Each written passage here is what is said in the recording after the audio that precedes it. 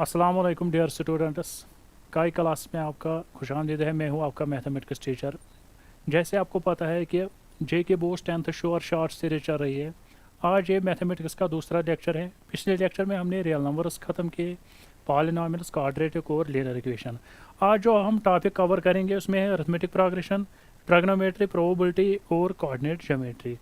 इसमें हम important question discuss करेंगे जो बोर्ड एग्जाम में पूछे जा सकते हैं। ठीक है बेटा, चलो देखो बेटा क्या है पहला। If the third and the ninth term of an AP is 4 and -8 respectively, which term of an AP is 0। पहले हम देखेंगे एपी को कैसे लिखा जाता है। देखो बेटा, लेट अगर आपके पास एपी है A plus D, A plus 2d, dash dash dash A plus n-1 into D. अगर मैं बोलूँगा यहाँ ए एन टर्म क्या होगी, यानी nth टर्म क्या होगी। nth टर्म क्या होगी यहाँ बेटा, ए प्लस n-1 इंटू डी, यानी nth term means last term. इसको बोला जाता है बेटा nth टर्म, और या बोला जाता है बेटा इसका लास्ट टर्म। ए का मतलब क्या है बेटा, फर्स्ट टर्म। एन का मतलब क्या है, नंबर ऑफ टर्म्स।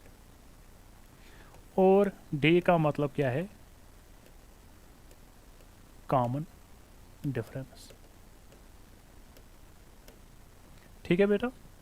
और ये डी हम कैसे निकालते हैं, डी हम निकालते हैं जब हम सेकंड टर्म को माइनस करते हैं फर्स्ट टर्म, या थर्ड टर्म को हम माइनस करते हैं सेकंड टर्म, या फोर्थ टर्म को हम माइनस करते हैं third term, and so on.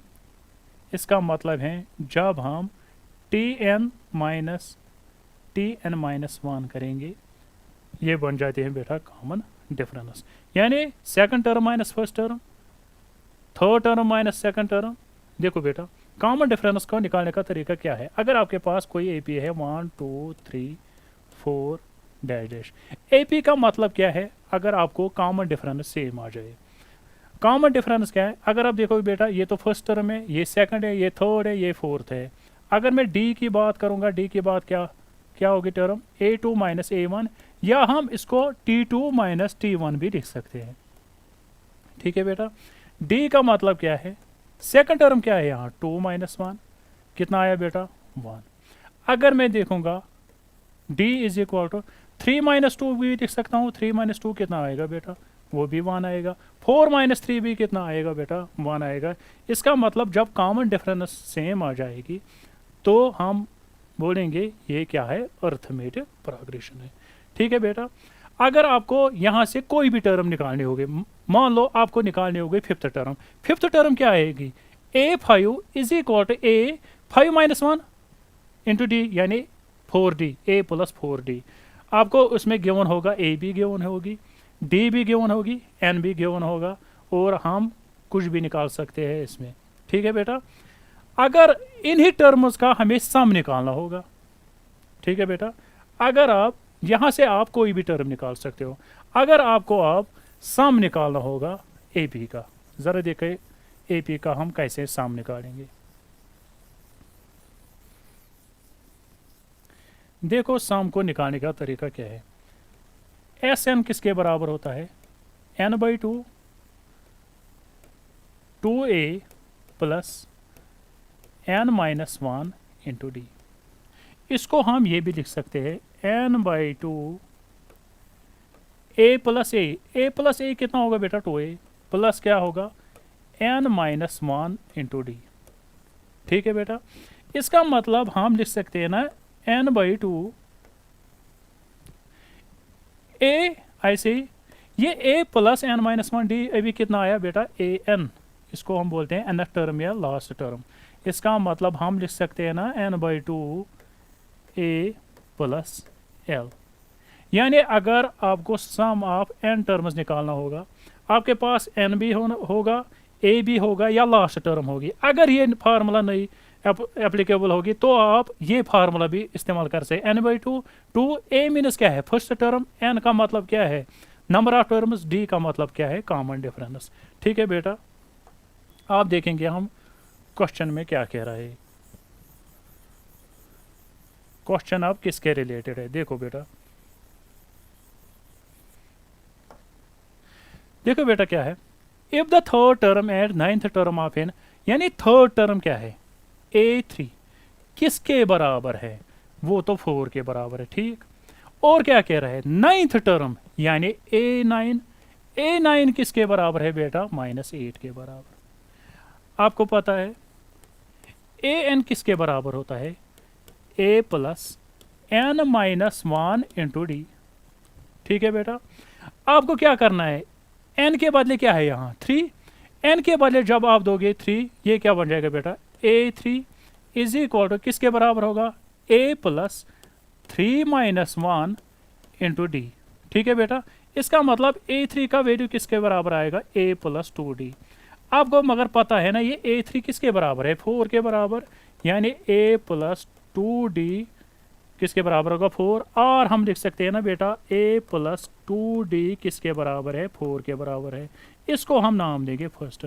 Similarly a plus 9d क्या होगा a plus n minus 1 9 minus 1, d किसके बराबर होगा बेटा -8 के बराबर। ठीक, इसके बाद ये क्या होगा बेटा a प्लस 8d किसके बराबर होगा बेटा -8 के बराबर। इसको हम नाम देंगे बेटा सेकंड। अगर हम लिखेंगे फ्रॉम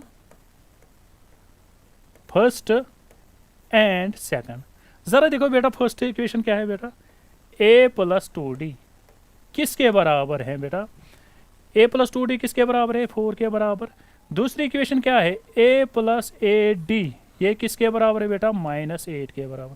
करो बेटा सब्ट्रैक्ट, ये माइनस ये भी माइनस, ये बन जाएगा बेटा प्लस, a और a कैंसिल हो गया, -8d प्लस 2d कितना होगा बेटा -6d, ये कितना होगा 8 प्लस 4 कितना होगा बेटा 12। इसका मतलब d का वैल्यू कितना आएगा 12 डिवाइड बाय -6, इसका मतलब d का वैल्यू कितना आएगा -2। इसको अंडरलाइन करो ऐसे, d का वैल्यू आया -2। अब निकालना है यहां से a का वैल्यू। सर देखो put d is equal to -2 in first में डालोगे। जरा देखो फर्स्ट क्या है a plus 2d, a plus 2d यानी 2 इंटू -2 किसके बराबर है बेटा 4 के बराबर। इसका मतलब क्या है a minus 4 is equal to 4, इसका मतलब क्या है a is equal to 4 minus जाएगा यहाँ +4, यानी इसका मतलब a भी किसके बराबर आया 8 के बराबर। a भी निकली, a का मतलब क्या है फर्स्ट टर्म, d का मतलब है क्या है कॉमन डिफरेंस। फिर बोल रहा है which term of an AP is 0, कौन सी टर्म 0 होगी। हम लिखेंगे लेट an भी 0, हम मानेंगे लास्ट टर्म 0 है, क्योंकि मुझे पता नहीं है कौन सी टर्म 0 है, मगर आपको पता है ना ये an किसके बराबर है, ये है ना a plus n minus 1 into D किसके बराबर 0 के बराबर। a का वैल्यू कितना है बेटा, a का वैल्यू है यहाँ 8 प्लस n तो ऐसे ही आएगा, -1 भी ऐसे आएगा। जरा बोलो बेटा d का वैल्यू कितना आएगा, d का वैल्यू कितना आएगा बेटा -2 किसके बराबर 0। करो इसको बेटा सॉल्व, क्या आएगा 8 प्लस 8, ये क्या आएगा बेटा 8 minus 2n minus minus plus 2 is equal to 0। इसका मतलब क्या है 8 प्लस 2 कितना होगा बेटा 10 minus 2n is equal to 0। इसका मतलब है -2n किसके बराबर है, +10 जाएगा, यहाँ क्या बन जाएगा बेटा -10। अगर आप देखोगे माइनस और माइनस कैंसिल, n का वैल्यू कितना आएगा बेटा 10 डिवाइड बाई 2, इसका मतलब n का वैल्यू कितना आएगा 5। इसका मतलब क्या है कौन सी टर्म 0 होगी, इसका मतलब है 5th टर्म इसमें 0 होगी। ठीक है बेटा, अगर चेक भी करोगे a5 किसके बराबर होगा, चेक करो a5 किसके बराबर होगा a प्लस 4d, a का वैल्यू कितना है बेटा ए का वैल्यू है आपके पास 8 प्लस 4, डी का वैल्यू कितना है, डी का वैल्यू है आपके पास -2। अगर चेक करोगे ये क्या बन जाएगा बेटा, 8 - 8 कितने किसके बराबर आएगा, 0 के, यानी ये ठीक है, जो हमने किया ये करेक्ट है। ठीक है बेटा, चलिए आगे। इंपॉर्टेंट क्वेश्चन है क्या है ये, find the sum of the 40 positive integers divisible by 6। यानी हमें सम निकालना है कितने का, 40 पॉजिटिव इंटीजर्स। कौन से इंटीजर्स जो डिविजिबल हो सकते हैं 6 से। जरा देखो पहला इंटीजर कौन सा होगा जो 6 से डिविजिबल होगा, पहला होगा 6, दूसरा क्या होगा, दूसरा होगा 12, तीसरा क्या होगा, तीसरा होगा 18, चौथा क्या होगा 24 एंड सो ऑन। ऐसे ही कितने इंटीजर्स आएंगे इसमें 40, इनका हमें सम निकालना है। आपको पता है सम के लिए फार्मूला क्या है, पहले मैं देखूंगा ए क्या है, फर्स्ट टर्म कितनी है बेटा 8 6। अगर मैं डी की बात करूंगा, डी क्या होती है, second term minus first term, second term क्या है बेटा यहाँ 12 माइनस क्या है बेटा 6। इसका मतलब डी का वैल्यू भी कितना आएगा बेटा 6। देखो फर्स्ट टर्म भी मिल गई, कॉमन डिफरेंस भी मिल गई। ठीक है बेटा, इसके बाद क्या करना है जरा देखो, हमें कितना चाहिए, सम ऑफ 40 पॉजिटिव इंटीजर्स। आपको पता है ना ये फार्मूला, वी नो डैट, अभी मैंने बोला एस एन किसके बराबर होता है, n/2 2a plus n-1 into D. शाबाश, एस एन का मतलब क्या है 40, ये तो गिवन है, 40 डिवाइड बाई 2 ए का वैल्यू कितना है बेटा 6, एन का मतलब क्या है 40 माइनस क्या आएगा 1, डी का वैल्यू भी कितना आएगा बेटा 6। अगर आप देखोगे 40 डिवाइड बाई 2 कितना आएगा बेटा 20, ये क्या आएगा बेटा 12, 40 माइनस 1 क्या आएगा 39 इंटू क्या आएगा बेटा 6।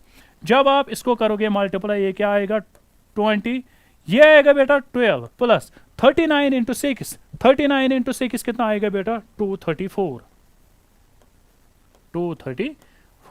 आप क्या करोगे 20 इंटू 234 इंटू 12 कितना होगा 246। जब आप 246 को करोगे किस से मल्टीप्लाई 20 से, जो ये आंसर आएगा ये क्या होगा, sum of first 40 positive integers divisible by 6। ठीक है बेटा, इसके बाद इंपॉर्टेंट क्वेश्चन है ये बोर्ड के लिए। सेम क्वेश्चन ये भी है, find the sum of the first 15 multiples of 8। जरा देखो बेटा, पहला मल्टीप्लाइज ऑफ 8 क्या होगा, पहला तो होगा 8, दूसरा क्या होगा बेटा 16, तीसरा क्या होगा बेटा 24, ऐसे ही चलेगा। मगर बेटा हमें कितना चाहिए जरा चेक करो, हमें चाहे यहाँ 15 मल्टीप्लाइज का सम। पहले हम ढूंढेंगे सम के लिए ज़रूरी क्या है। अगर आप देखोगे सम के लिए ज़रूरी क्या है, n/2 2a plus n-1 into D. ज़रा देखो हमें क्या क्या चाहिए यहाँ, n का वैल्यू तो आपको पता है कितना है 15। फिर क्या चाहिए मुझे बेटा a का वैल्यू निकालना है, और क्या चाहिए मुझे d का वैल्यू। अगर आपके पास a भी पता होगा, d भी पता होगा, n तो आपके पास पता ही है 15 है, फिर हम सम निकाल सकते हैं। ज़रा देखो बेटा a का वैल्यू कितना आएगा बेटा 8, यानी फर्स्ट टर्म ये, d क्या आएगा 16 माइनस 8। ठीक है बेटा, इसका मतलब d का वैल्यू कितना आएगा बेटा, वो भी आएगा 8। अब कौन सी फार्मूला यूज करनी है, ये वाली, एस एन किसके बराबर होता है n/2 फिर 2a प्लस क्या होगा n-1 इंटू डी। ज़रा देखो s कितने इंटीजर्स का निकालना है 15, आप निकालोगे बेटा यहाँ 15। समझ आई बात, इसका मतलब क्या होगा, यहाँ होगा 15 डिवाइड बाई 2। शाबाश, इसके बाद 2, a का वैल्यू कितना है बेटा, यहाँ a का वैल्यू है बेटा यहाँ 8 प्लस n का वैल्यू कितना है 15 माइनस 1, d का वैल्यू भाई कितना है बेटा 8। ये होगा ना बेटा 15 डिवाइड बाई 2, 2 8 जार कितना होगा बेटा 16 प्लस ये क्या होगा बेटा 14 इंटू 8। अगर आप देखोगे ये क्या बन जाएगा बेटा 15 डिवाइड बाई 2, ये कितना होगा बेटा 16, 14 इंटू 8 कितना होगा 112। इसका मतलब ये क्या बन जाएगा बेटा S15 का वैल्यू कितना आएगा, 15 डिवाइड बाई 2 इंटू में 16 प्लस 112 कितना आएगा बेटा, 128, यानी 15 इंटू 2 1 जार 2 2 6 जार, इसको करो मल्टीप्लाई, देखो कितना सम आएगा। समझ आई मेरी बात। मोस्ट इंपॉर्टेंट 3 क्वेश्चन थे जो एपी के थे, ठीक है बेटा, अर्थमेटिक प्रोग्रेशन के। इसके बाद क्या है देखो साइन ए किसके बराबर है, 3/4, कैलकुलेट ऑल ट्रिग्नोमेट्रिक रेशियोज, यानी टोटल ट्रिग्नोमेट्रिक रेशियोज कितने होते हैं, टोटल ट्रिग्नोमेट्रिक रेशियोज होते हैं 6। कौन कौन से होते हैं वही मैं सिखाऊंगा कौन कौन से होते हैं। देखो बेटा इसको याद रखने का तरीका क्या है, कौन कौन से है, साइन थीटा, फिर क्या है कॉस थीटा, फिर क्या है बेटा टेन थीटा, और जो इसका रेसिप्रोकल है साइन का वो होता है कोसेक थीटा, इसका रेसिप्रोकल जो होता है वो होता है सेक थीटा, इसका जो रेसिप्रोकल होता है वो होता है बेटा कॉट थीटा। याद करने का तरीका कैसे है, देखो एक फार्मूला है, अगर आपके पास साइन थीटा है, दूसरा है कॉस थीटा, तीसरा क्या है टेन थीटा। याद करने का तरीका बहुत सारे तरीके हैं, जैसे some people have curly black hair to present beauty, ये भी एक है। दूसरा है पंडित बद्री प्रसाद हर हर बोले, अगर मैं लिखूंगा पंडित, पंडित का पहला वर्ड क्या है बी, फिर है बद्री प्रसाद, बद्री का पहला अल्फाबेट क्या है बी, प्रसाद का क्या है पी, यानी क्या बन गया पंडित बद्री प्रसाद हर हर बोले, हर का पहला क्या है एच, हर क्या होगा एच, बी मीनस बोले, क्या बन गया बेटा पंडित बद्री प्रसाद हर हर बोले। ठीक है बेटा, इसका मतलब क्या है, यहां से लगाओ इसको डैश, ऐसे भी डैश, ऐसे भी डैश। इसका मतलब क्या है, जो साइन थीटा होता है वो होता है परपेंडिकुलर डिवाइड बाय हाइपोटेन्यूज। समझ आई मेरी बात। अब किसकी बारी है, कॉस थीटा। कॉस थीटा किसके बराबर होगा, अब बेस डिवाइड बाय हाइपोटेन्यूज। अभी समझाऊंगा मैं बेस भी क्या होती है, हाइपोटेन्यूज क्या होता है और परपेंडिकुलर क्या होता है। टेन थीटा की बात कीजिए, टेन क्या होगा परपेंडिकुलर डिवाइड बाय बेस। हो गए तीनों। ये जो रेशोज होते हैं ये इसके रेसिप्रोकल्स होते हैं। इसका मतलब साइन थीटा अगर है perpendicular by hypotenuse, cosec theta क्या होगा हाइपोटेन्यूज डिवाइड बाय परपेंडिकुलर। समझ आई मेरी बात। कॉस थीटा किसके बराबर है, बेस बाय हाइपोटेन्यूज, ये क्या होगा बेटा अब हाइपोटेन्यूज डिवाइड बाय बेस। अगर कॉट थीटा की बात करेंगे, कॉट थीटा टेन थीटा किसके बराबर है परपेंडिकुलर बाय बेस, ये क्या होगा बेटा बेस डिवाइड बाय परपेंडिकुलर। और साथ में ये भी याद रखना क्या टेन थीटा और भी किसी के बराबर होता है, क्या मतलब टेन थीटा इसके बराबर भी होता है sign theta by cos theta, और इसका रेसिप्रोकल क्या होगा कॉट थीटा। कॉट थीटा फिर इसका रेसिप्रोकल होगा वो किसके बराबर होगा cos theta divide by sin theta. अगर आप देखोगे टोटल ट्रिग्नोमेट्रिक रेशियोज कितने हैं 6, sin theta cos tan cosec sec और कॉट थीटा। समझ आई मेरी बात। इसके बाद देखो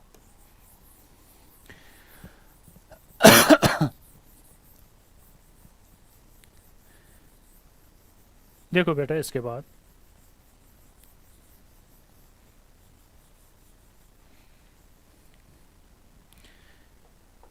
इसके बाद देखो sin A is equal to 3/4। देखो मैं एक राइट ट्रायंगल बनाऊंगा, क्योंकि ये सारे ट्रिग्नोमेट्रिक किस पर है राइट ट्रायंगल पर। अगर मैं ये बनाऊंगा राइट ट्रायंगल, यहाँ मैं मानूंगा देखो एंगल क्या है ए, यानी एंगल मुझे यहाँ लेना है। अगर ये थीटा है इसका मतलब ये ए है, ये मैं लूँगा बी, ये क्या लूँगा मैं बेटा सी। देखो इसने बोला कि एंगल क्या होना चाहिए ए, अगर एंगल ये है, समझ लेना मेरी बात, अगर ये एंगल है इसका जो अपोजिट साइड होगा वो होगा हमेशा परपेंडिकुलर। समझ आई मेरी बात। जो 90 डिग्री का अपोजिट होता है वो होता है हाइपोटेन्यूज। ठीक है मेरी बात। जिस पर एंगल होगा वो होते हैं बेस। ठीक। अगर अब ये मैं एंगल मानूंगा, एंगल सी का अपोजिट साइड कौन सा है ये, इसका मतलब एंगल सी के वक्त कौन होगा, ए बी होगा परपेंडिकुलर, ये होगी बेस और एक हाइपोटेनस में कोई चेंज नहीं आती है। ठीक है बेटा, इतना याद रहा। इसके बाद क्या देखेंगे, साइन ए किसके बराबर है, 3/4। अगर देखो बेटा साइन ए बराबर है 3/4, ठीक है। साइन ए यानी परपेंडिकुलर डिवाइड बाय हाइपोटेन्यूज, यानी परपेंडिकुलर कितना है 3, हाइपोटेन्यूज कितना है 4, मगर मैं साथ में इसको लूंगा के। आप बोलोगे क्यों, के क्यों है। देखो बेटा अगर मैं लिखूंगा 3/4, समझ लेना, क्या इस 3/4 को मैं अगर मैं ऊपर भी मल्टीप्लाई करूंगा 2, नीचे भी मल्टीप्लाई करूंगा 2, जरा देखो कितना आ जाएगा 6 डिवाइड बाई 8। अगर 6 डिवाइड बाई 8 होगा वो भी तो 3/4 होगा, ठीक है ना। और जो ये 2 होगा यहाँ, क्या मतलब, जो ये 2 होगा, ये 2 किसका काम करता है, इसके का काम करता है, क्योंकि रेशियो में पता नहीं होता है कि असल में इसका एग्जैक्ट वैल्यू क्या है, ठीक है। अगर मैं यही लिखूंगा ना, यानी इसका मतलब यहाँ के क्या होगा 2। अगर मैं लिखूंगा 3/4, यहाँ मैं लिखूंगा 3/4, मैं मल्टीप्लाई करूंगा 5 से, नीचे भी 5 से, 3 5 जार कितना होगा 15, 4 5 जार कितना होगा 20। अगर आप कैंसिलेशन करोगे वो भी फिर आएगा 3/4। देखो यहाँ आया 6/8, यहाँ क्या है 15/4, यहाँ के क्या है, के है यहाँ 5, ठीक है। इसीलिए मैंने लिया ये, क्योंकि ये रेशो में यहाँ पता नहीं चलता है कि आखिर में परपेंडिकुलर कितना है, मैंने लिखा 3 के और हाइपोटेन्यूज कितने लिखे 4 के। समझो आप, ये तो रेशो की बात आई। आप समझो बेटा, आपके पास राइट ट्रायंगल के 2 साइड्स हैं, तीसरा साइड आप कैसे निकालोगे, तीसरा साइड आपको पता है ना, जब राइट ट्रायंगल में 2 साइड्स होते हैं तीसरा साइड हम निकालते हैं बाय पाइथागोरस थ्योरम। करो यूज बाय यूजिंग पीजीटी यानी पाइथागोरस थ्योरम। पाइथागोरस थ्योरम क्या कहती है, हाइपोटेन्यूज स्क्वायर, हाइपोटेन्यूज कितनी है बेटा AC, आप देखोगे बेटा AC का स्क्वायर इज इक्वल टू, फिर किसके बराबर होता है, perpendicular square plus base square. लिखोगे परपेंडिकुलर कितना है बेटा BC प्लस बेस कितना है बेटा AB का स्क्वायर। समझो अब जरा देखो AC का वैल्यू कितना है, AC का वैल्यू कितना है बेटा आपके पास 4K, आप देखोगे 4K का स्क्वायर, शाबाश। BC का वैल्यू कितना है, BC तो हमें निकालना है, नहीं BC का वैल्यू है 3K का होल स्क्वायर प्लस AB को हमें निकालना है AB का स्क्वायर। समझो अब ये कितना आया बेटा 16K स्क्वायर, ये आया 9K स्क्वायर प्लस कितना आया बेटा AB स्क्वायर। समझो यहाँ, इसका मतलब क्या है, ये बन गया 16K स्क्वायर, ये आ जाएगा यहाँ -9K square is equal to किसके बराबर आएगा AB का स्क्वायर। देखो बेटा मैं यहाँ लगाता हूँ ना विच इम्प्लाइज कब आती है, जब बीच में इनइक्वलिटी आती है तब हम लगा सकते हैं यहाँ विच इम्प्लाइज, फिर यहाँ आप इक्वलिटी की साइन नहीं लगा सकते हैं, ठीक है बेटा। 16 - 9 कितना होगा बेटा, ये होगा 7K स्क्वायर, किसके बराबर आया AB का स्क्वायर। समझ आए मेरी बात, इसका मतलब AB स्क्वायर, इसका मतलब AB स्क्वायर को मैं लिख सकता हूँ ना 7K स्क्वायर के बराबर, ठीक है बेटा। अगर स्क्वायर यहाँ जाएगा ये क्या बन जाएगा बेटा स्क्वायर रूट, AB किसके बराबर आएगा √of 7K स्क्वायर। इसका मतलब AB तो ऐसे ही रहेगा, ये आएगा √7 और मल्टीप्लाई में होगा √K स्क्वायर, दोनों का स्क्वायर हम अलग अलग लिख सकते हैं, स्क्वायर और रूट कैंसिल होगा। जरा देखो बेटा AB का वैल्यू कितना आया √7K, इसका मतलब ये आया √7K। अब समझो मेरी बात, तीनों साइड्स आ गए, जब तीनों साइड्स आ गए देखो बेटा आपको ऑल ट्रिग्नोमेट्रिक रेशियोज निकालने हैं। साइन A किसके बराबर था आपके पास 3/4, इसका रेसिप्रोकल क्या होता है, इसका रेसिप्रोकल होता है ना कोसेक थीटा, यानी कोसेक A वो कितना आएगा बेटा 4/3। सीधे। अब किसकी बारी है? Cos theta. कॉस ए किसके बराबर होता है? Base divide by hypotenuse. Base कितना है? और √7 के हाइपोटेन्यूज कितना है बेटा? 4 के और के कैंसिल हो गया। कॉस थीटा किसके बराबर आएगा? √7 डिवाइड बाई 4। इसका रेसिप्रोकल क्या होता है बेटा? सेक ए। मैं लिखता हूँ यहाँ ए है एंगल, थीटा भी लिख सकते हैं क्योंकि ए यहाँ गिवन है ना अब एंगल। इसका मतलब क्या आएगा? 4 डिवाइड बाई √7, इसका उल्टा रेसिप्रोकल। ठीक, जरा बोलो बेटा अब tan थीटा। tan ए किसके बराबर होता है? परपेंडिकुलर डिवाइड बाय बेस, अभी पढ़ा ना, 3k डिवाइड बाय √7 के और के कैंसिल हुआ, कितना आया बेटा? 3 डिवाइड बाय √7। जरा देखो इसका उल्टा क्या होगा? इसका उल्टा होगा ना कॉट ए क्या होगा? √7 डिवाइड बाई 3। यानी ऐसे आप निकाल सकते हो ऑल ट्रिग्नोमेट्रिक रेशियोज। ठीक है बेटा। इसके बाद इंपॉर्टेंट क्वेश्चन है पूरे ट्रिग्नोमेट्री में। If angle A and angle B are acute angle such that cos A is equal to cos B, then show that angle A is equal to angle B। ठीक है बेटा। Acute angle क्या होता है? Acute angle वो angle होता है जो 0 से ज़्यादा होगा और 90 से कम होगा। ठीक, बनाया बेटा आपने एक ट्रायंगल, बनाया आपने राइट ट्रायंगल। एंगल कौन कौन से रखने हैं? ए और कौन से रखने? बी। यह मैं मानूंगा सी क्या है यहाँ? 90 डिग्री। समझ आई मेरी बात? समझ आई मेरी बात? अब क्या कह रहा है जरा देखो। आप गिवन है क्वेश्चन में cos A किसके बराबर है? cos B। अगर आप देखोगे यहाँ बेटा cos A किसके बराबर है? cos B। क्यों cos A cos B? ये तो गिवन है आपके, ये उन्होंने गिवन रखा है। cos A is equal to cos B। देखो बेटा एंगल कौन सा है? पहले एंगल तो ये है। पहले मैं बोलूंगा cos थीटा किसके बराबर होता है? cos थीटा होता है बेस डिवाइड बाय हाइपोटेन्यूज। मैंने ये भी समझाया। अगर आपके पास एंगल ये है, एंगल क्या है? ये, इसका अपोजिट साइड क्या होगा? परपेंडिकुलर। ये क्या बन जाएगी? बेस। ये क्या बन जाएगी? हाइपोटेन्यूज। जरा देखो बेस क्या होगी इस टाइम? AC और हाइपोटेन्यूज क्या होगी? AB। यानी इसके बारे में लिख सकता हूं ना AC डिवाइड बाई AB। हो गया काम इसका। अब क्या है? cos B। अब कौन सा एंगल लेना आपको? ये। ठीक है, जो एंगल का अपोजिट होगा ये परपेंडिकुलर, ये बन जाएगी बेस, ये बन जाएगी हाइपोटेन्यूज। जरा देखो आप, जब ये एंगल होगा बेस क्या होगी? बेस तो BC होगी। हाँ BC होगी। हाइपोटेन्यूज क्या होगी बेटा? वो होगी AB।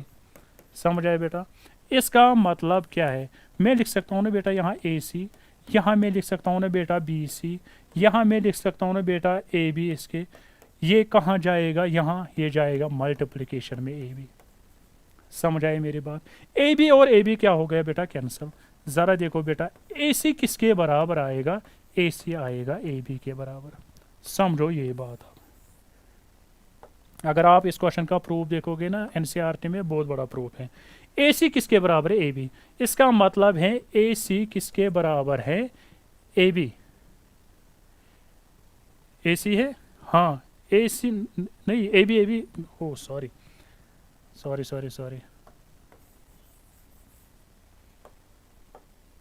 मैंने ही गलत लिखा कुछ। देखो बेटा यहाँ आएगा AC, AB कैंसिल होगा, ये क्या होगा बेटा? BC। ये याद रखो, ये तो आपको निकला। AC का मतलब ये है, ये क्या है बेटा? BC कौन सा साइड है? BC तो ये साइड है। मगर आपने पढ़ा होगा जब दो साइड्स ट्रायंगल के इक्वल होंगे, उनके अपोजिट एंगल्स भी क्या होंगे? वो भी बराबर होंगे। इसका मतलब AC का अपोजिट एंगल कौन है? AC तो ये है, इसका अपोजिट एंगल है एंगल B। लिखा आपने एंगल B। इस BC का अपोजिट एंगल क्या है? BC का अपोजिट एंगल क्या है? वो तो एंगल A है। यही तो आपको दिखाना था ना, angle A is equal to angle B। इसका मतलब मैं लिख सकता हूं ना angle A is equal to angle B। मगर रीजन जरूरी लिखना है। रीजन क्या है? Angles opposite to equal sides in a triangle are equal, ये ज़रूरी लिखना। अगर आप ये नहीं लिखोगे कम से कम इसमें 3 मार्क्स काट होंगे। ठीक है बेटा, सिंपलेस्ट प्रूफ है ये। इसके बाद देखो, देखो बेटा, evaluate sin 60 degree cos 30 degree cos 30 degree cos 30 sin 30 degree cos 60 degree. यानी इसका वैल्यू, पहले तो आपको ये वैल्यूज पता होने चाहिए। टोटल ट्रिग्नोमेट्री रेशियोज कितने हैं बेटा, आपको पता है टोटल है 6, कॉस थीटा और टैन थीटा। पहले मैं ये निकालूंगा। ठीक है, कौन कौन से एंगल होता है बेटा, 0 डिग्री होता है। फिर कौन सा एंगल होगा, 30 डिग्री। फिर क्या है, 45 डिग्री। फिर क्या है बेटा, 60 डिग्री। फिर क्या है बेटा, 90 डिग्री। जब आप जाओगे 11th में फिर आप बहुत सारे एंगल 360 डिग्री, मगर आपको सिर्फ ये ही एंगल 2-4 एंगल है बस यही याद रखने हैं। याद रखने का तरीका क्या है इसमें, देखो बेटा, पहले लेना आप इसके बदले स्क्वायर रूट लेना और लेना है 0/4 लिया। यहाँ लेना 0 के बाद किसकी बारी है, 1 डिवाइड बाई 4। 1 के बाद किसकी बारी है, 2, आप लिखना है यहाँ 2 डिवाइड बाई 4। समझ आई मेरी बात। अब क्या लिखना है यहाँ बेटा, 2 के बाद किसकी बारी है, 3 डिवाइड बाई 4। अब किसके 3 के बाद क्या आएगा बेटा, 4 डिवाइड बाई 4। आप देखो 0/4 कितना आएगा बेटा, 0। इसका मतलब साइन 0 कितना होगा बेटा, 0। 1 डिवाइड बाई 4, 1 डिवाइड बाई 4 का मतलब क्या है, ये स्क्वायर रूट 1 कॉपी है 4 कॉपी। जब स्क्वायर रूट ऑफ 1 करेंगे वो कितना आएगा बेटा, 1। जब 4 को करेंगे स्क्वायर रूट वो कितना आएगा बेटा, 2। इसका मतलब साइन 30 कितना होगा, 1/2। यहाँ क्या है बेटा, 2/4। देखो 2 1 जार 2, 2 2 जार क्या होगा, 4। इसका मतलब ये बन जाएगा ना, अंदर क्या बन जाएगा यहाँ, अगर आप देखोगे ये क्या बन जाएगा बेटा, 1 डिवाइड बाई 2। अगर स्क्वायर रूट ऑफ 1 करेंगे वो आएगा 1, जब स्क्वायर रूट ऑफ 2 करेंगे वो आएगा √2। इसका मतलब क्या है, साइन 45 किसके बराबर है, 1/√2। अब क्या है इसकी बारी, इसका मतलब क्या है, √3। √3 तो √3 ही आएगा, √3 तो √3 आएगा, मगर स्क्वायर रूट ऑफ 4 कितना आएगा बेटा, 2। इसका मतलब क्या है, साइन 60 डिग्री किसके बराबर है, √3/2। अब देखो 4 1 जार 4, 4 1 जार 4, ये क्या आएगा, square root of 1। Square root of 1 कितना होगा, 1। इसका मतलब साइन 90 किसके बराबर होगा, 1 के बराबर। देखो बस ये लाइन आपको याद रखनी है। अब क्या करना है, जो वैल्यू है इनको रिवर्स करना है। ये 1 कहाँ जाएगा, ये तो 1 यहाँ आएगा। ये √3/2 कहाँ आएगा, यहाँ आएगा √3/2। ये 1/√2 ये तो अपनी ही जगह रहेगा। ये कहाँ जाएगा 1/2, ये तो यहाँ जाएगा। और ये 0 कहाँ जाएगा, ये तो यहाँ जाएगा। ठीक है बेटा, यानी आपको बस एक लाइन याद रखनी, दूसरी खुद ब खुद आएगी। जरा देखो, cos 0 1, cos 30 किसके बराबर, √3/2, cos 45 1/√2, cos 60 डिग्री 1/2 और cos 90 किसके बराबर होगा, 0 के बराबर। देखो बेटा, मैंने पहले ही बोला आपको, tan थीटा तो इसके भी बराबर होता है ना, sign theta by cos theta, अभी बोला मैंने आपको। और जो cot थीटा होता है वो इसका रेसिप्रोकल होगा, वो होगा cos theta by sin theta. देखो अब tan थीटा किसके बराबर होगा, sign theta by cos theta. यानी ये क्या होगा, 0 डिवाइड बाई 1, 0 डिवाइड बाई 1। देखो साइन 0, अगर 0 निकालना है, साइन थीटा का वैल्यू कितना आया, 0, cos थीटा का वैल्यू कितना आएगा, 1। यानी 0 डिवाइड बाई 1 कितना आएगा बेटा, वो तो 0 आएगा। 1/2 और डिवाइड में क्या आएगा, √3/2, 2 और 2 कैंसिल होगा, ये कितना आएगा बेटा, √3। समझ आए मेरी बात। अब क्या है, 1/√2 डिवाइड बाई 1/√2, ये कितना होगा, ये तो 1 होगा। यहाँ देखो √3/2, 2 कैंसिल होगा, ये कितना आएगा बेटा, √3। अब यहाँ ध्यान रखना, यहाँ क्या आएगा, 1/0। 1/0 क्या होता है, 1/0 होता है नॉट डिफाइनड। ठीक है बेटा, नॉट डिफाइनड। और 0/1 होता है 0, 1/0 होता है नॉट डिफाइनड। हो गए ना ये तीनों रेशोज। देखो अब आपको अगर निकालना होगा कोसेक। कोसेक क्या है, इसका रेसिप्रोकल, अगर ये 0/1 है वो क्या आएगा, 1/0। 1/0 क्या होगा, नॉट डिफाइनड। साइन 30 कितना है, 1/2। कोसेक 30 कितना आएगा, 2/1। ऐसे आएगा साइन 45 किसके बराबर है, 1/√2। कोसेक क्या आएगा, इसका उल्टा। ऐसे ही कोसेक थीटा का वैल्यू कितना है, 1, 0 पर कितना 1। अगर इसका सेक 0 निकालना होगा वो क्या आएगा 1 डिवाइड बाई 1 इसका रेसिप्रोकल। ये कितना आया √3/2, इसका सेक कितना आएगा 2 डिवाइड बाई √3, ऐसे ही आएगा इसका रेसिप्रोकल। अब tan कितना है 0 डिवाइड बाई 1 लिख सकते हैं इसको। अगर मुझे निकालना है काट क्या होगा इसका रेसिप्रोकल, जिसका कुछ डिवाइड नहीं तो इसका 1 होता है। 1/0 क्या आएगा नॉट डिफाइनेड। यहाँ क्या है √3 डिवाइड बाई 1, काट क्या आएगा 1 डिवाइड बाई √3। यहाँ क्या आया 1 डिवाइड बाई 1। अगर बोलूंगा मैं tan cot 45, अगर tan 45 1 है वो क्या आएगा 1 डिवाइड बाई 1, वो भी 1 होगा। अगर मैं बोलूंगा tan 60 कितना आएगा √3 डिवाइड बाई 2, तो tan है, cot क्या आएगा 1 डिवाइड बाई √3। यहाँ क्या है नॉट डिफाइनेड का मतलब 1/0। अगर मैं बोलूंगा आप निकालो cot 19, वो आएगा 0/1, वो तो आएगा 0। आप ऐसे रेशियोज निकाल सकते हैं। इसी पर आप क्वेश्चन है, देखो मैं ए दिखाऊंगा, आप दूसरा फिर खुद करना, ठीक है बेटा। देखो बेटा आराम से,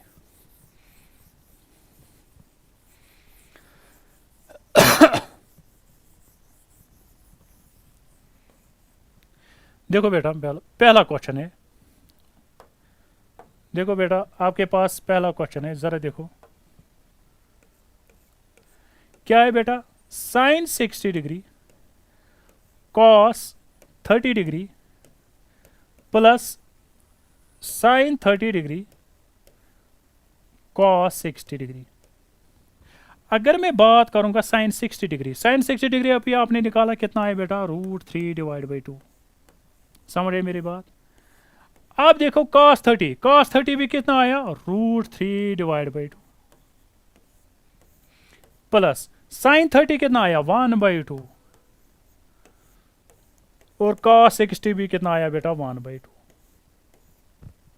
अगर आप देखोगे बेटा √3 इंटू √3 कितना होगा बेटा √3 का स्क्वायर, 2 2 जार होगा 4, प्लस क्या आएगा 1 1 जार होगा 1, 2 2 जार होगा 4, स्क्वायर और रूट क्या होगा कैंसिल। यहाँ क्या है बेटा 3/4 प्लस कितना आएगा बेटा 1/4। लो एलसीएम कितना आएगा बेटा 4, ऊपर क्या होगा 3 + 1, 3 + 1 कितना आएगा बेटा 4 डिवाइड बाई 4, वो किसके बराबर आएगा, वो तो 1 के बराबर आएगा। समझ आए मेरी बात। दूसरा क्वेश्चन अब देखो 5 cos 60 डिग्री देख रहा है, cos 60 डिग्री कितना होगा 1/2 ऊपर करना फिर स्क्वायर। ऐसे ही 4 sec 30 डिग्री देखना, अगर sec 30 अगर cos 30 है 1/2 वो कितना होगा 2/1। ऐसे ही देखना tan 45 कितना होगा 1 का स्क्वायर, फिर देना यहाँ कौन कौन सा रिजल्ट आएगा, ठीक है बेटा। चलिए अब ये आइडेंटिटीज हैं। देखो इन आइडेंटिटीज को करने का तरीका क्या है। आपके पास 3 आइडेंटिटीज हैं, 1 2 और 3। कौन कौन से आइडेंटिटी देखो। पहले आइडेंटिटी क्या है sin square theta plus cos square theta is equal to किसके बराबर होता है 1, पढ़ा होगा आपने। दूसरी क्या हो गया cosec square theta minus cot square theta is equal to 1, ये भी पढ़ा होगा आपने। फिर क्या होगा cot square theta cosec square theta, ये तो आया।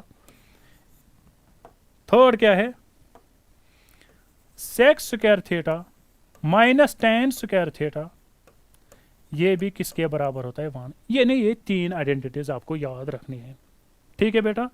अब देखो यहाँ कह रहा है cosec theta minus cot theta का whole square 1 minus cos theta divide by 1 plus cos theta के बराबर आना चाहिए। यानी ये लेफ्ट हैंड साइड मुझे राइट हैंड साइड को दिखाना है। कैसे दिखाएंगे बेटा, देखो कैसे, बस ये आइडेंटिटीज आप याद रखो। आप देखो काम कितना आसान होगा। अब देखो बेटा मैं यहां से LHS लूंगा, ये भी बहुत बार आया बोर्ड एग्जाम में। अगर मैं लिखूंगा बेटा cosec थीटा माइनस क्या होगा बेटा यहाँ cot थीटा, समझना पहले ऊपर क्या है बेटा स्क्वायर। समझ आई मेरी बात। आपको पता है ना बेटा ये cosec थीटा जो है, cosec थीटा किसका रेसिप्रोकल होता है sin थीटा। यानी cosec थीटा के बदले में लिख सकता हूँ ना 1/sin थीटा, हाँ सर लिख सकते हैं। Minus cot theta tan theta होता है sin theta by cos theta, cot theta किसके बराबर होगा cos theta by sin theta, ये भी मैंने अभी पढ़ाया आपको। ऊपर क्या है बेटा स्क्वायर। इसका मतलब क्या है देखो बेटा, इसका मतलब है ना नीचे क्या आएगा एलसीएम, एलसीएम तो सेम है साइन थीटा, ऊपर क्या लिखूंगा मैं 1 माइनस कॉस थीटा। समझ आई मेरी बात? स्क्वायर, इसका मतलब जो ये स्क्वायर है ये ऊपर वाली टर्म को भी है और नीचे वाली भी टर्म को भी है, तो मैं लिख सकता हूं ना बेटा यहाँ 1 माइनस कॉस थीटा का whole square, whole divide by क्या लिख सकता हूं मैं, साइन स्क्वायर थीटा। ठीक है, इसका मतलब क्या है, इसका मतलब क्या है, इसका मतलब है 1 minus cos theta whole square. इस साइन स्क्वायर थीटा के बदले में क्या लिख सकता हूं, मैंने अभी पढ़ाई आपको एक identity, sin square theta plus cos square theta is equal to 1। अगर मुझे साइन स्क्वायर थीटा निकालना होगा वो मैं निकाल सकता हूँ ना 1 माइनस कॉस स्क्वायर थीटा, यानी इस साइन स्क्वायर के बदले में लिख सकता हूँ ना यहाँ 1 minus cos square theta. Sir देखो आप, ये आएगा ना बेटा 1 minus cos theta whole square, नीचे में लिख सकता हूं ना इसको 1 square minus cos square theta. समझो, इसको मैं लिख सकता हूं ना बेटा 1 minus cos theta whole square, नीचे क्या आ जाएगा बेटा, इसको मैं लिख सकता हूं ना A square minus B square, किसके बराबर होता है, A plus B into A minus B, यानी मैं लिख सकता हूं ना 1 plus cos theta 1 minus cos theta. देखो बेटा 1 माइनस कॉस थीटा, एक और एक खत्म हो गया, यहां क्या बचा 1 माइनस कॉस थीटा, डिवाइड में क्या आया बेटा 1 प्लस कॉस थीटा। हो गया ना proof, 1 minus cos theta 1 plus cos theta. इसके बाद देखो अभी इसका भी हम लेंगे पहले एलएचएस। जरा देखो ये आएगा कॉस ए डिवाइड बाय क्या आएगा 1 प्लस साइन ए, प्लस क्या आएगा 1 plus sign A divide by आएगा कॉस ए।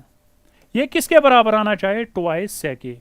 जरा करो cross multiplication, cos A into cos A कितना होगा, cos square A plus 1 plus sign A, 1 plus sign A होगा ना 1 प्लस साइन ए का whole square, whole divide by यहां क्या होगा बेटा 1 प्लस साइन ए और मल्टीप्लिकेशन में क्या आएगा कॉस ए। समझो, ये होगा ना बेटा कॉस स्क्वायर ए प्लस कितना होगा ए प्लस बी का होल स्क्वायर, किसके बराबर होता है, ए स्क्वायर यानी 1 स्क्वायर प्लस बी स्क्वायर यानी sin square A plus 2ab यानी 2 into 1 into sin A whole divide by यहां क्या होगा बेटा 1 प्लस साइन ए और क्या होगा बेटा कॉस ए। जरा देखो आप, ये आइडेंटिटी मैंने अभी पढ़ाई आपको, cos square theta plus sign square theta, ये किसके बराबर है 1, इन दोनों के बदले में लिख सकता हूं 1, लिखा मैंने 1 प्लस यहां क्या है फिर 1 स्क्वायर, ये भी 1 प्लस बचा क्या यहां 2 sin A, 2 sin A whole divide by यहां क्या है बेटा 1 plus sign A, 1 plus sign A और साथ में मल्टीप्लिकेशन में क्या है बेटा कॉस ए। अगर आप देखोगे 1 प्लस 1 कितना होगा 2 plus 2 sin A divide by क्या होगा 1 प्लस साइन ए इंटू क्या होगा बेटा कॉस ए।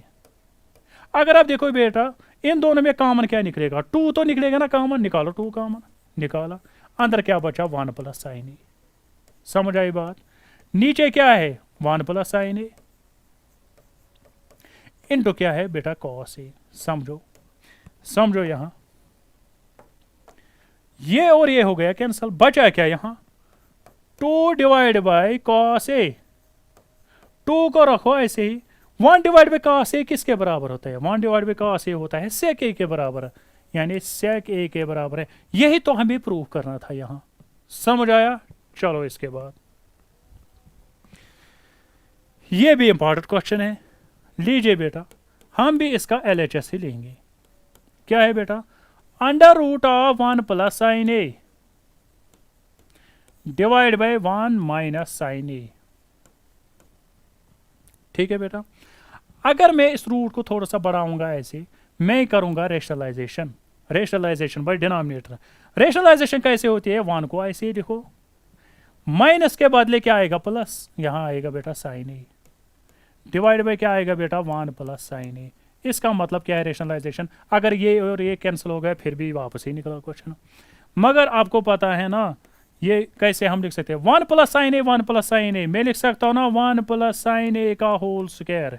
ठीक है बेटा, यहां मैं क्या लिख सकता हूं, a minus B into A plus B किसके बराबर होता है, ए स्क्वायर यानी 1 स्क्वायर माइनस बी स्क्वायर यानी साइन स्क्वायर ए। इसका मतलब क्या है, इसका मतलब यही है ना, मैं लिख सकता हूं ना यहाँ 1 प्लस साइन ए का whole square divide by 1 square यानी 1 माइनस साइन स्क्वायर ए। समझ आई मेरी बात। इसका मतलब क्या है, अब इसका मतलब यही है, हम लिख सकते हैं इसको 1 प्लस साइन ए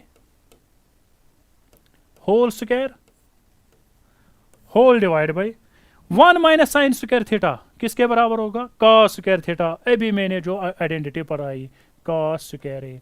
इसका मतलब है ना ये रूट ऊपर वाले को भी है नीचे वाले को भी है, या हम ऐसे लिख सकते हैं ना 1 प्लस साइन ए, ऐसे भी लिख सकता हूं डिवाइड बाई कॉस ए, दोनों का मैं लिखूंगा एक साथ स्क्वायर, क्योंकि ये ऊपर वाले को भी स्क्वायर है नीचे वाले को। तो आपको पता है स्क्वायर और रूट क्या होता है, कैंसर, बचा क्या 1 plus sign A divide by कितना आएगा बेटा कॉस ए। समझ आई मेरी बात। इसका मतलब ये कॉस ए, इसको भी डिवाइड है इसको भी डिवाइड है, इसका मतलब मैं लिख सकता हूँ 1 बाई कॉस ए, लिखा मैंने 1 बाई कॉस ए।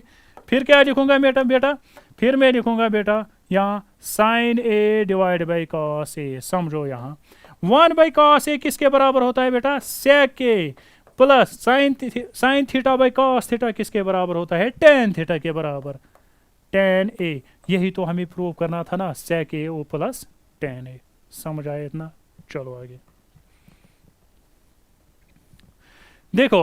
अब प्रोबेबिलिटी के क्वेश्चन से, ठीक है ना, देखो क्या कह रहा है, ए डाई इज थ्रोन। देखो पहले मैं बोलूंगा प्रोबेबिलिटी की डिफिनेशन क्या है, प्रोबेबिलिटी ऑफ एन इवेंट की डिफिनेशन क्या होती है, प्रोबेबिलिटी क्या होती है, number of favourable outcomes divide by कितना आएगा, टोटल नंबर ऑफ आउटकम्स। क्योंकि आप लोगों ने ये पढ़ा है, मुझे सिर्फ बोलना है कि थोड़ा थोड़ा कंसेप्ट देना है, ये तो पढ़ा और ये भी पढ़ा होगा। जो प्रोबेबिलिटी ऑफ इवेंट होगी ये लेस आर इक्वल टू 1 होनी चाहिए मगर ग्रेटर आर इक्वल टू 0 होनी चाहिए। यानी जो प्रोबेबिलिटी का वैल्यू आएगा वो हमेशा 0 और 1 के दरमियान आएगा, 0 भी आ सकता है। अगर प्रोबेबिलिटी 0 आई तो इसका मतलब ये क्या होगा, इम्पॉसिबल इवेंट। समझ आई मेरी बात। अगर 1 निकला तो क्या आएगा, श्योर इवेंट, श्योर इवेंट, या इसका दूसरा नाम है पॉसिबल इवेंट। 0 को बोला इम्पॉसिबल, इसको बोला पॉसिबल। यानी आपकी प्रोबेबिलिटी इसी के बीच में लाई करेगी। अगर आपको इंटरवल में भी दिखाना है प्रोबेबिलिटी ऑफ इवेंट कैसे आएगी, यह हमेशा आएगी 0 और 1, और ब्रैकेट कौन से होने चाहिए, क्लोज्ड ब्रैकेट। क्लोज्ड ब्रैकेट का मतलब 0 भी इंक्लूड है 1 भी इंक्लूड है, जो भी दरमियान इन बिटवीन आएगी वो भी इंक्लूड है। ये प्रोबेबिलिटी की डिफिनेशन है, ठीक है बेटा। चलो इसके बाद करना क्या है वो सीखो आप।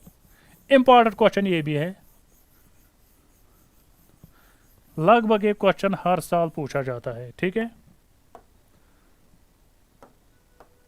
देखो, a die is thrown once. Die क्या होता है, डाई होता है वो जिसके 6 फेसेस होते हैं, ऐसे बनाते हैं ना वो क्यूब जैसा।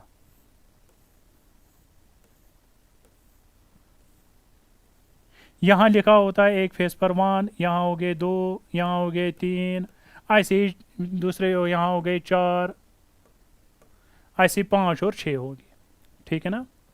इसको बोला जाता है डाई। डाई के कितने फेसेस होते हैं, 6।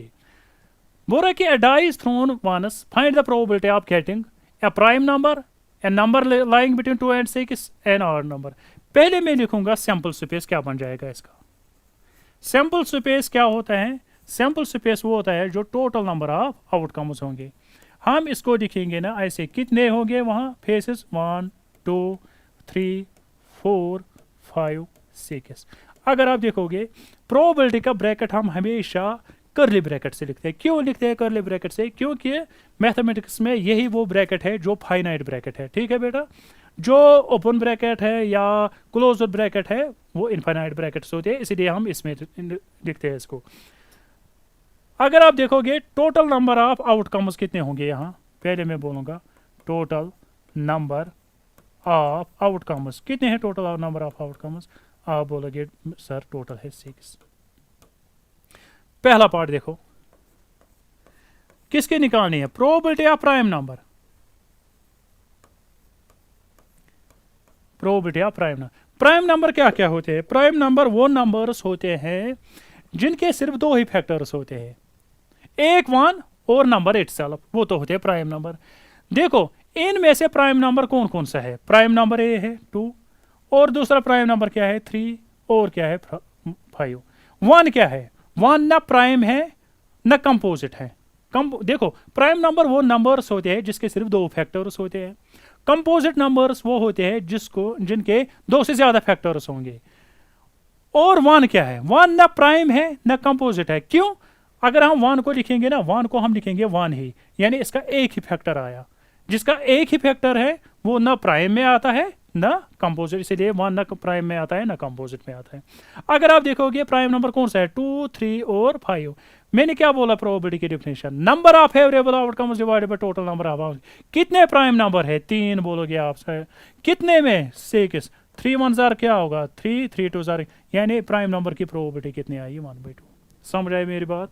दूसरा देखो, दूसरा पार्ट क्या है इसमें, क्या है दूसरा, an number lying between 2 and 6। जरा देखो 2 and 6 में probability number lying between 2 and 6, जरा देखो इसके प्रोबेबिलिटी 2 और 6 में कितने नंबर्स है, 1 2 और 3, यानी फेवरेबल आउटकम्स कितने हो गए 2, टोटल कितने हो गए 6, यानी इसके भी कितने आएंगे 1/2। अगर मैं थर्ड पार्ट की बात करूंगा, जरा देखो थर्ड पार्ट क्या है, an odd number, probability of odd number. Odd number क्या होते हैं, ऑड नंबर वो नंबर्स होते हैं जो डिविजिबल बाय 2 नहीं होंगे। डिविजिबल बाय 2 ये भी है, ये भी है, ये भी है, बचा क्या 5, 3 और 1, 3 ही बच गए। निकालो इसकी 3 डिवाइड बाई 6, इसकी भी प्रोबेबिलिटी आई 1/2। अगर आप 1/2 देखोगे, 1/2 का वैल्यू कितना है 0.5। क्या वो 0 और 1 के बीच में लाई करता है, हाँ 0.5 लाई करता है, इसका मतलब ये करेक्ट है। ठीक है बेटा। इसके बाद देखो बेटा, a card is drawn from a well shuffled deck of two cards, नहीं ये कार्ड्स है, ये गलत है, well shuffled cards, find the probability of a king of red colour, a face card, a spade, a queen of diamonds. पहले देखो cards कितने होते हैं, टोटल कार्ड्स होते हैं बेटा, अगर मैं कार्ड्स की बात करूंगा, टोटल कार्ड्स होते हैं बेटा 52। कितने होते हैं पहले 52। इनमें दो ही कलर होते हैं, रेड और ब्लैक। जब आप रेड को दिखाओगे यानी 26 होंगे इसमें रेड, और 26 क्या होंगे बेटा इसमें ब्लैक। समझ आए मेरी बात। फिर इन 26 को फर्दर डिवाइड करो दो हिस्सों में, आप क्या आएंगे यहाँ 13, यहां भी क्या आएंगे 13, यहां भी क्या आएंगे, इनको भी फर्दर डिवाइड करो, यहां भी आएंगे 13, यहां भी क्या आएंगे बेटा 13। समझ आई मेरी बात। अगर 13 है, रेड में क्या क्या आता है, एक आता है डायमंड, दूसरा आता है हर्ट। अगर मैं ब्लैक की बात करूंगा, इसमें आता है स्पेड, और क्या आता है, दूसरे का नाम है क्लब। समझ आई मेरी बात। इसके बाद अगर मैं इसमें देखूंगा, इसमें होती है एक किंग, दूसरा होता है एक क्वीन, किंग के साथ तो क्वीन तो जरूरी आएगी, और होता है एक जैक, और चौथा एक और होता है, उसको बोलता है एस। समझ आई मेरी बात। इसमें भी यही होगा, एक होगा किंग, एक होगी क्वीन, एक होगा जैक, एक होगा एस। इसमें भी एक क्वीन, किंग, एस और जैक, इसमें भी यही होगा। अब बात है फेस कार्ड्स कितने होंगे। फेस कार्ड्स, फेस कार्ड्स आप ऐसे ही ट्रिक याद रखना, फेस कार्ड्स वो कार्ड्स होते हैं जिनका चेहरा होता है, किंग का चेहरा होता है, क्वीन का चेहरा होता है, जैक का चेहरा होता है। इसका मतलब इसमें 3 आएंगे, इसमें भी 3 आएंगे, इसमें भी 3 आएंगे, इसमें भी 3 आएंगे। टोटल कितने होंगे फेस कार्ड्स 12 होंगे। समझ आई मेरी बात? शाबाश। अब देखो क्वेश्चन क्या कह रहा है, अब देखो कितना आसान है ये।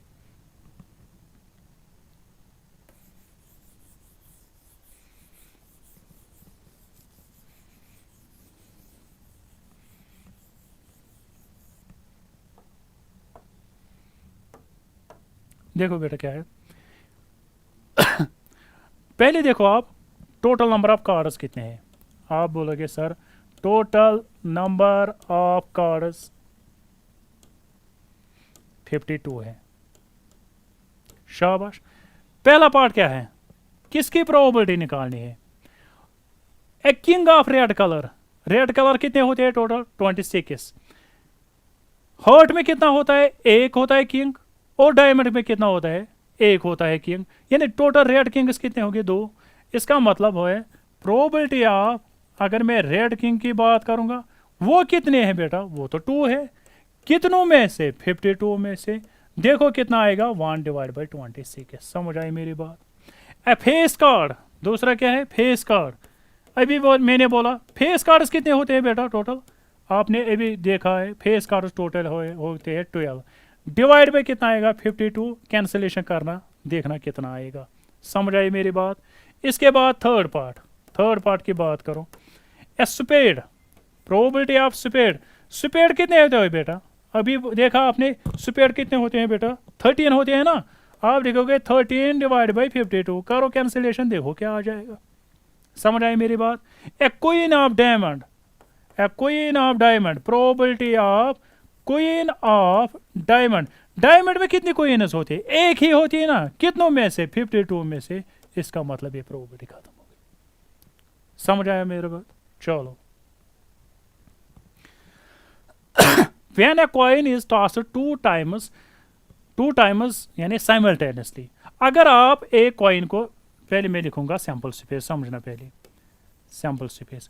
जब आप एक कॉइन को टॉस करोगे 2 बार, मगर साइमल्टेनियसली मतलब एक साथ, इस हाथ में एक कॉइन है, इस हाथ में एक कॉइन है, जब आप उछालोगे या तो हेड हेड आएगा, ठीक, या तो हेड हेड आएगा, या तो हेड टेल आ सकता है, हाँ सर, या तो टेल हेड आ सकता है, हाँ सर, या तो टेल टेल आ सकता है। इतनी ही प्रोबेबिलिटी बनेगी। शाबाश। फिर बोल रहे आप निकालो, यानी टोटल नंबर ऑफ आउटकम्स कितने हैं? पहले टोटल नंबर ऑफ आउटकम्स, यानी टोटल आउटकम्स कितने आए यहाँ? आप बोलोगे सर वो तो 4 आ गए। मुझे क्या निकालना है पहले? प्रोबेबिलिटी ऑफ, किसकी probability? At least one head, at least one head. आपको वो प्रोबेबिलिटी निकालनी है जिसमें कम से कम एक हेड होना चाहिए। ज्यादा भी हो सकते हैं मगर कम से कम एक होना चाहिए। देखो इसमें भी हेड है, इसमें भी हेड है, इसमें भी हेड है। टोटल कितना आएगा? 3। टोटल कितने हैं बेटा? 4। यानी इसकी प्रोबेबिलिटी क्या बन जाएगी? 3/4। अगर मैं वो दूसरा पार्ट क्या है, प्रोबेबिलिटी ऑफ एग्जैक्टली 2 हेड्स। जरा देखो एग्जैक्टली 2 हेड्स का मतलब क्या है? यानी दोनों के दोनों क्या होने चाहिए? हेड। कितने हैं वो? एक। कितनों में से? 4 में से। इसका मतलब ये प्रोबेबिलिटी खत्म हो गई। समझ आई मेरी बात? चलो। देखो बेटा ये है कोऑर्डिनेट ज्योमेट्री। देखो आसान सा चैप्टर है ये 10th में। मान लो बेटा आपके पास एक लाइन है ऐसे, एक पॉइंट है यहाँ ए और दूसरा पॉइंट है यहाँ बेटा बी। अगर मैं इसकी बात करूँगा, अगर इसके कोऑर्डिनेट्स है x1 y1, समझना मेरी बात, और यहाँ है दूसरा कोऑर्डिनेट x2 y2, ये तो दूसरा है, ठीक। अगर मुझे निकालनी होगी यहाँ से यहाँ तक की डिस्टेंस, ये आपने पढ़ा, प्रूफ में यहाँ नहीं दिखाऊंगा, बात सीखो। ए बी कितना आएगा? ए बी किसके बराबर होता है? जो आपने पढ़ा होगा, स्क्वायर रूट आता है किसके बराबर? x2 minus x1, x2 minus x1 whole square, plus कितना आएगा? y2 माइनस y1 का स्क्वायर। यानी आप देख सकते हैं यहां से यहां तक की डिस्टेंस निकाल सकते हैं। क्या मैं इसको फर्दर भी लिख सकता हूं कुछ? ये जरूरी लिखना है x2 माइनस 1? नहीं बेटा, जरूरी नहीं है। आप ये भी, क्योंकि स्क्वायर में कोई प्रॉब्लम नहीं है, आप ये भी लिख सकते हो x1 माइनस x2 का whole square plus y1 minus y2 का होल स्क्वायर भी लिख सकते हो, आपकी मर्जी है। समझ आई मेरी बात? ये तो पहली डिस्टेंस फार्मूला थी, इस पर भी एक क्वेश्चन है, ठीक है बेटा। पहले मैं ये क्वेश्चन करूंगा, फिर मैं दूसरा कंसेप्ट सिखाऊंगा इसमें, ठीक है। देखो आप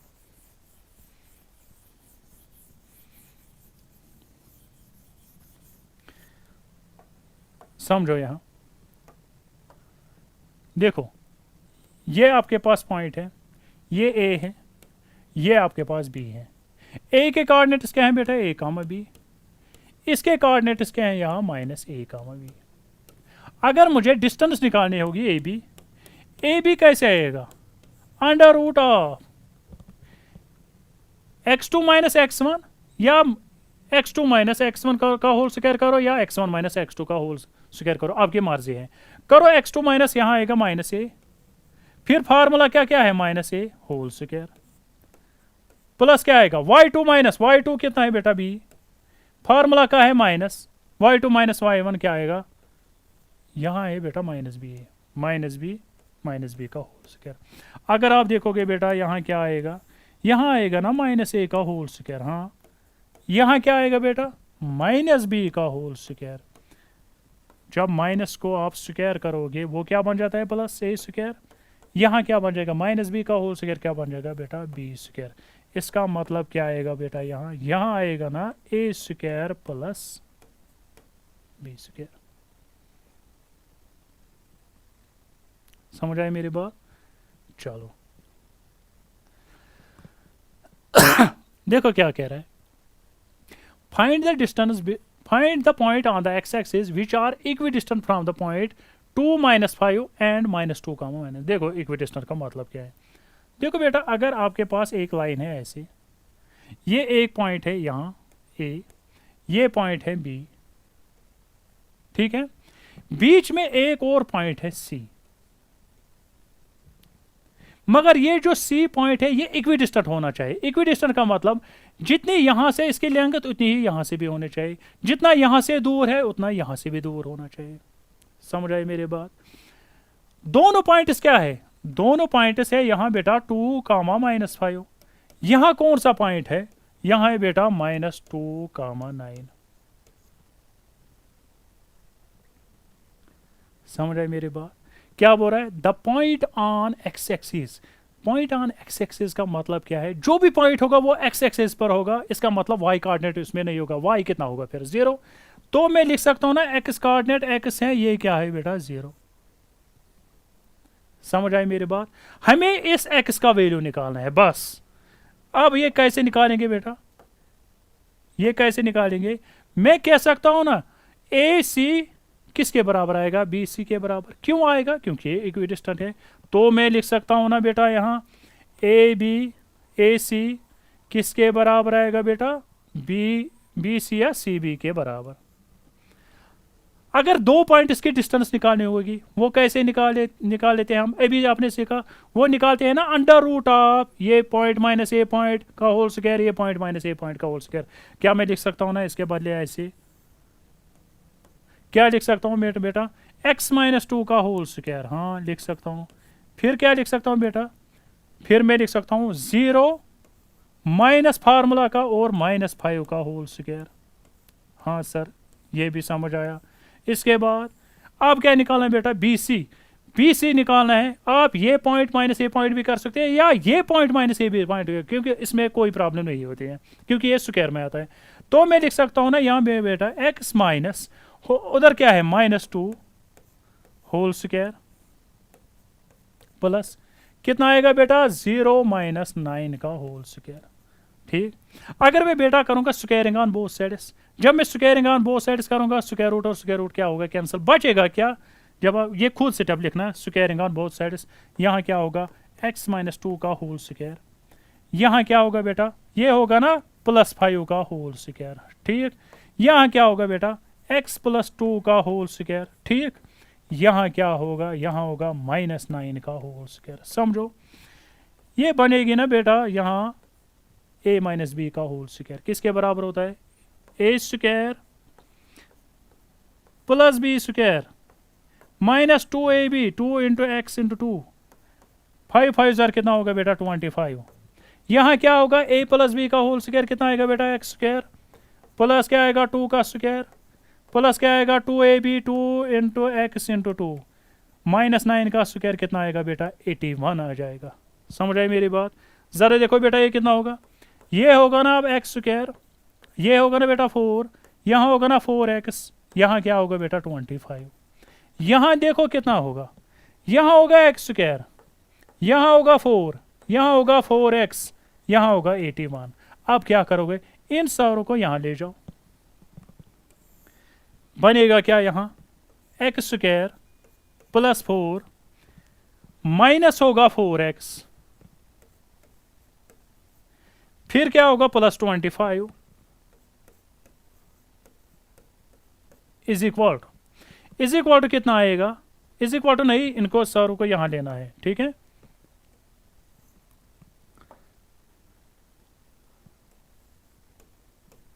-25, ये एक्स स्क्वायर जाएगा यहाँ माइनस एक्स स्क्वायर, -4 लिखूंगा मैं, माइनस एक्स स्क्वायर, फिर क्या आएगा ये -4 आएगा, लिखो बेटा -4, फिर क्या लिखोगे -4x -4x -81 किसके बराबर आएगा बेटा 0 के बराबर। ज़रा देखो x square plus x square minus x square खत्म, ठीक। इसके बाद क्या होगा -4x कितना होगा बेटा -8x, 25 प्लस 4 कितना होगा बेटा 29, ठीक, माइनस कितना होगा बेटा 81 इज इक्वल टू किसके बराबर आएगा 0। यहां क्या होगा बेटा -80x, फिर क्या होगा यहां होगा माइनस, ये होगा 56 इज इक्वल टू किसके बराबर आएगा 0। इसका मतलब होगा ना बेटा यहां क्या आएगा -8x, ये जाएगा वहां, ये क्या जाएगा 56, इसका मतलब x का वैल्यू कितना आएगा 56 डिवाइड बाई -8, यानी x का वैल्यू कितना आएगा -7।